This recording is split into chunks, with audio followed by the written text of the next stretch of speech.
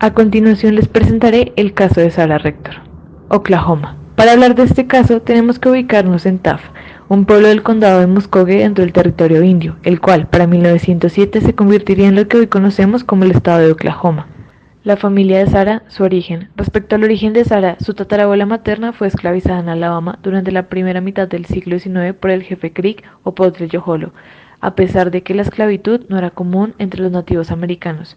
Sin embargo, algunos miembros de tribus prominentes de los estados del sureste en ocasiones esclavizaban personas negras como forma de simbolizar estatus. Para 1866, y en virtud del Tratado de los Creek con el gobierno de los Estados Unidos, luego de aliarse con la Confederación, los esclavos de la tribu fueron emancipados. Este evento implicó la libertad de la familia de Sarah y pasaron a conocerse, junto con los demás libertos de la tribu, como los Creek Freedmen. Luego de estos acontecimientos nacería Sarah Rector el 3 de marzo de 1902, la segunda hija de los 9 hijos de Rose y Joe Rector. Tierras indeseables. Parte del tratado con los Creek para abolir la esclavitud fue la concesión de ciudadanía y el derecho a la asignación de tierras según la Ley de Asignación Dawes de 1887 para los Creek Freedmen.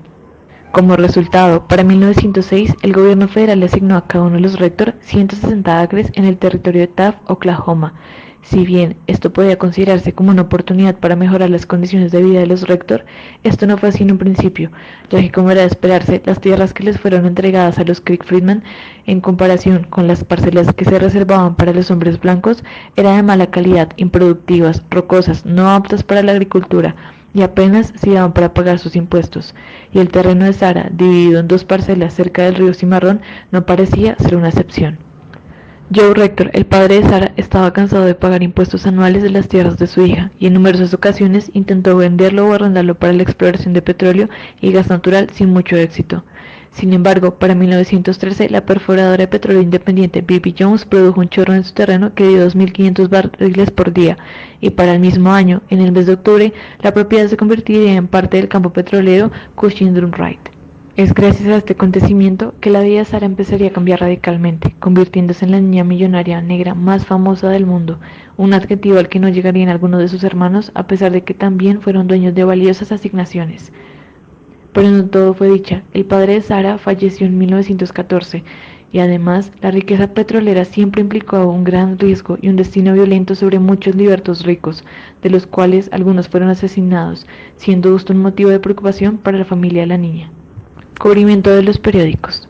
La historia de Sarah Rector no pasó desapercibida para los periódicos estadounidenses y de todo el mundo. Por el contrario, desde 1913 fue parte importante de las noticias del siglo XX. Entre los titulares en los que se menciona a Sarah estuvieron Personas de Petróleo, en donde se menciona la importancia que tuvo la propiedad para las compañías petroleras. Sin embargo, en muchas ocasiones se le mencionan estos temas, pero no como su protagonista, sino como un agente externo, y es su tutor blanco quien parece tener realmente importancia. Se le menciona también constantemente en temas de agricultura por la importancia que tiene su tierra para Oklahoma y los detalles y la actividad económica de sus negocios.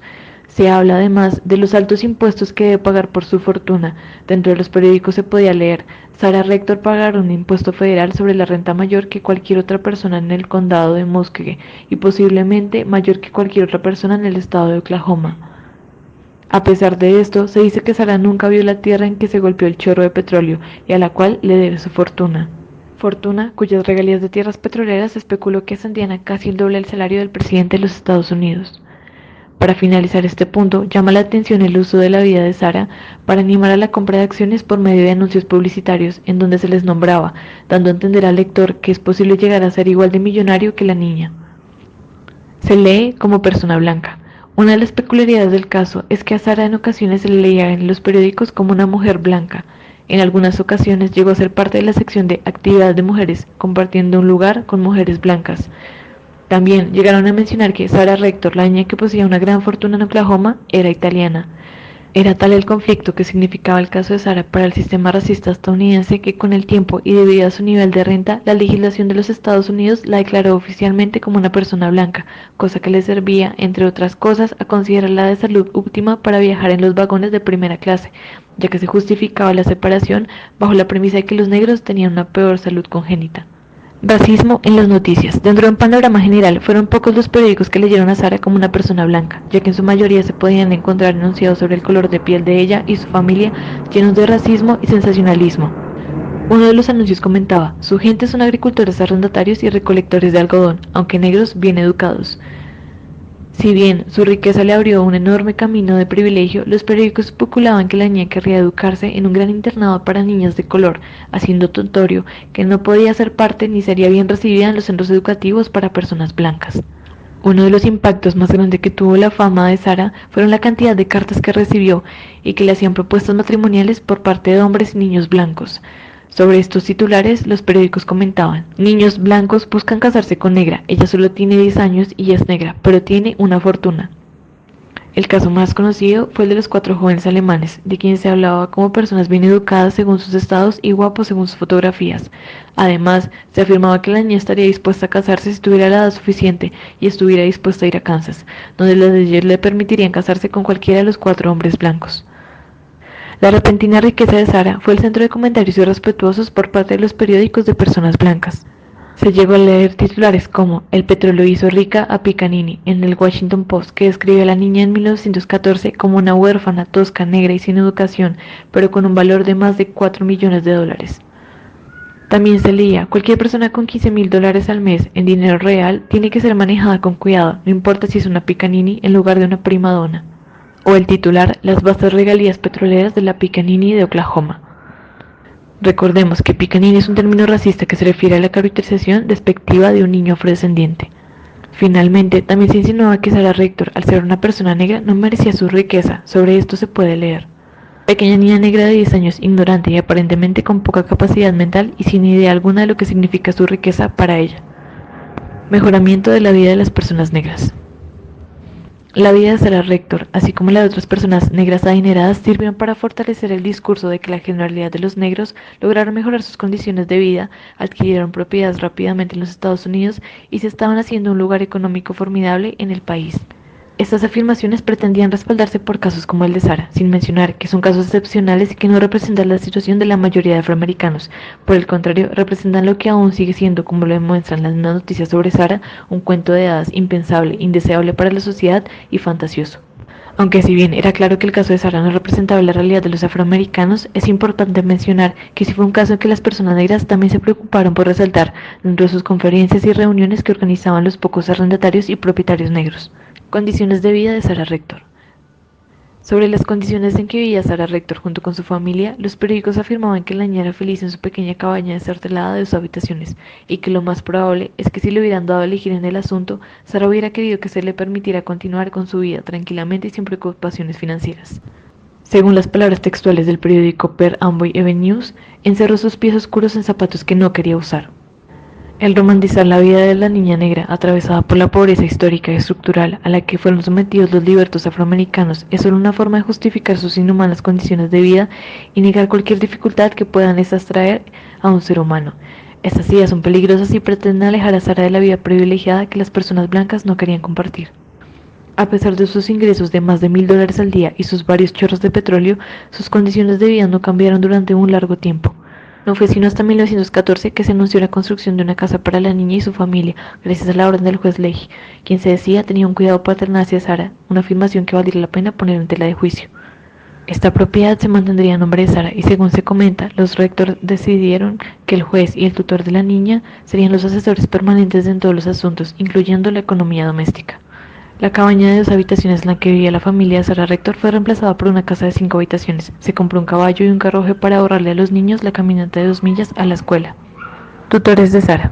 Para la administración de la riqueza petrolera de los nativos americanos, los libertos negros y niños del territorio indio con propiedades y dinero importantes, el gobierno federal dictó que se requería el nombramiento de tutores financieros, generalmente hombres blancos de mucho respeto, de los cuales vale la pena decir que muchos resultaron ser ladrones.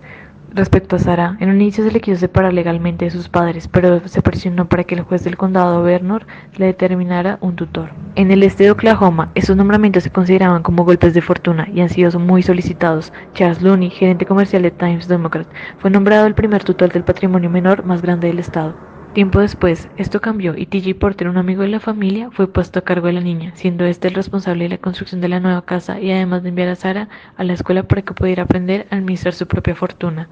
Sobre este hombre se han especulado muchas cosas, ya que su posición le permitía acceder a la fortuna de Sara.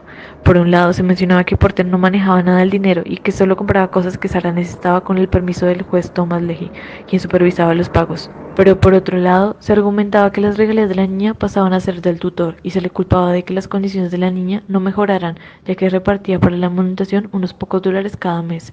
Sobre esto se argumentaba que si Sara fuera una niña blanca, su tutor se encargaría de que viviera de una manera acorde con sus ingresos y tuviera una mejor educación. La pelea por el trabajo de ser el tutor de Sara fue constante durante la minoría de edad de la niña, siendo en esta ocasión Seventy un vaquero local quien solicitaba ser nombrado tutor de Sara Rector, pues según él, la niña nunca se le había otorgado un tutor legal.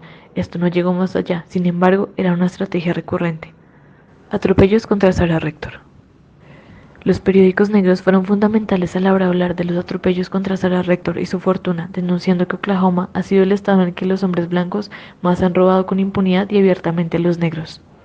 También les resultaba incomprensible cómo, teniendo en cuenta que Oklahoma tenía muchos hombres y mujeres negros brillantes y algunos abogados, se le imposibilita a las personas negras convertirse en tutores de menores negros que posean ricas tierras, debido a que los tribunales no aceptarían ninguna fianza que pudieran obtener y porque está arreglado de tal manera que no puede asegurar la fianza adecuada. Sobre esto, los periódicos encuentran dos problemas. Uno es que hasta la fecha no se ha asignado un tutor de color para los menores blancos y probablemente nunca se hará. Y lo otro es que incluso si el tutor blanco del menor negro es honesto, no se cree que pueda acercarse lo suficiente a su pupilo negro para conocer sus verdaderos deseos y necesidades reales. El principal temor es que el cuidado de un tutor blanco se convierta en la gran presa de los hombres blancos. Este sistema se sostiene y defiende bajo lógicas racistas, las cuales en ocasiones argumentan sin mucho fundamento que los guardianes negros, debido a su disgusto por la contabilidad, enviaban a los niños a partir rocas. Por otro lado, y dando razón sobre el peligro que corren los niños de ser robados, el gran jurado del condado de Muscogee emitió cargos contra ciertos abogados de ese lugar, por dificultades sobre las propiedades de algunos libertos. Dentro de este juicio estuvo implicada la propiedad de Sarah Rector, y como resultado, el jurado pidió que 6 de los abogados de Muscogee fueran inhabilitados por su participación en el manejo de estos bienes. Uno de los temores más grandes de Sara es el destino de su riqueza en el momento en que llegue a la mayoría de edad. Uno de los temores más grandes de Sara es el destino de su riqueza en el momento en que ella llegue a la mayoría de edad, ya que ciertas personas podrían alegar incompetencia de la menor, como lo hizo su madre, la señora Rose, quien presentó recientemente una petición en el Tribunal del Condado solicitando que se designe un tutor para administrar los asuntos de la niña después de que alcance la mayoría de edad, alegando que es incapaz, por falta de capacidad comercial, de manejarlos por sí misma. En consecuencia, este miedo de no tener el control de su fortuna, o aún peor perderla al alcanzar la mayoría de edad, el 3 de marzo de 1920, Sarah Rector ejecutó una escritura de fideicomiso de su patrimonio de $1,500 a pocas horas de haber alcanzado la mayoría de edad y asumido el control de sus propios asuntos. Como consecuencia de esto, la petición presentada por la madre para declararla incompetente y nombrar un tutor para proteger su patrimonio fue desestimada. ¿Qué fue de su vida? Finalmente, Sara cumplió sus 18 años y entró plenamente en su riqueza, ahora libre de tutores. Esto implicó en Sara una vida llena de lujos, fiestas, carros y compras en los grandes almacenes destinados para personas blancas. 2 años después, se casó con el segundo afroamericano en ser dueño de un concesionario de automóviles, un hombre llamado Kenneth Campbell, con quien tuvo 3 hijos y de quien se divorció en 1930, para 4 años después volver a casarse. Como se comentó en un inicio, los periódicos hablaron de ella durante toda su vida, y para cuando cumplió la mayoría de edad, Sara empezó a ser reconocida por sus fiestas, en donde los invitados, pertenecientes a las élites, disfrutaron de varias lecturas humorísticas impartidas por ella. Para el final de su vida, la fortuna de Rector no era ni de cerca lo que había sido, y tuvo que vender su mansión y mudarse a una casa más modesta. Las explicaciones que se han dado sobre esto van desde la caída de la bolsa de valores en 1920 y la Gran Depresión, hasta su falta de conocimientos en la administración financiera, la cual aparentemente nadie se tomó el tiempo de explicarle, a pesar de lo que se dijo sobre sus tutores. Final de su vida. Como recuerdo de su vida, se debe aclarar que a pesar de la riqueza de Sara, ella fue víctima de discriminación racial al entrar a nuevos espacios sociales que no estaban destinados estructuralmente ni psicológicamente para personas negras, lo cual la obligó a luchar por sus derechos y los de su familia. Una de las primeras mujeres negras millonarias de los Estados Unidos falleció el 22 de julio de 1967 a la edad de 65 años y fue enterrada en el cementerio de Blackjack en Taft, la ciudad natal de su infancia. La sobrina de Sara. Sobre la vida de Sarah Rector, su sobrina Deborah Brown ha dedicado gran parte de su vida a aclarar ciertos rumores de su tía hermana, como llamaba Sarah, a quien recuerda por su generosidad y devoción a la familia. En primer lugar, sobre el tutor de Rector, Brown afirma que en efecto era amigo de la familia y que los padres de Sarah lo habían elegido a él personalmente. Por otro lado, y de forma inesperada, Brown comentó que el famoso negro intelectual Du Bois se dispuso a discernir personalmente si los informes sobre las acusaciones que se les hacían a los tutores de Sarah eran ciertos, y en respuesta a esto, el juez Leahy escribió una carta a Du Bois con un recuento franco de los gastos en nombre de Sarah, dejando todos los rumores atrás. Fotos de Sarah. La parte más sorprendente que se logró descubrir sobre el caso de Sarah Rector y la que más irrita a su sobrina es la foto en blanco y negro de la chica de rostro sombrío con coletas y un vestido negro a cuadros, quien se ha afirmado históricamente es Sarah. Ha aparecido en la portada de un libro premiado sobre Rector, en la página de Facebook del Museo Nacional de Historia y Cultura Afroamericana de Washington y en otros lugares. La imagen se remonta a la edición de 1915 de la revista The American, pero Brown y la hermana de Sarah afirman que no es ella.